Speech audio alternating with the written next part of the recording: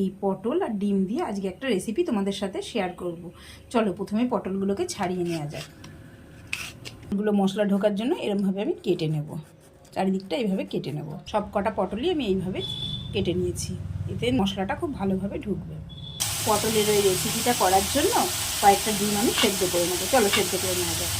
এইবার আমি পেঁয়াজ, আদা, রসুন, কাঁচা লঙ্কা এটাকে মিক্সিতে পেস্ট করে নেব। এবার এর মধ্যে আমি দিয়ে দেবো কিছুটা হলুদ আর কিছুটা লবণ, দিয়ে এটাকে ভালো করে মেখে নেব। এবার একে একে ডিমগুলোকে আমি তেলের মধ্যে দিয়ে দেবো। ডিমগুলো ভাজা হয়ে গেছে, এবার ডিমগুলো আমি তুলে নেব।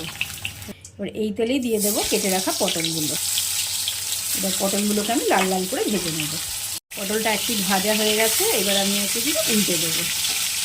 পটলটা ভাজা হয়ে গেছে, এবার আমি এই পটলটা তেল থেকে না তুলেই এর মধ্যে দিয়ে দেবো পেঁয়াজ, রসুন, আদা আর কাঁচা লঙ্কার একটা পেস্ট। এর মধ্যে দিয়ে দেবো নুন, দিয়ে দেবো হলুদ, আর কালারটা সুন্দর আসার জন্য দিয়ে দেবো একটুখানি চিনি। এইবার দিয়ে দেবো ভেজে রাখা ডিমগুলো, দিয়ে এটাকে ভালো করে আমি কষাবো।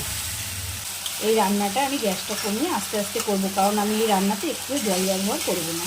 এটা হয়ে গেছে, এবার এর মধ্যে আমি দিয়ে দেবো ঘি আর দিয়ে দেবো গরম মশলা।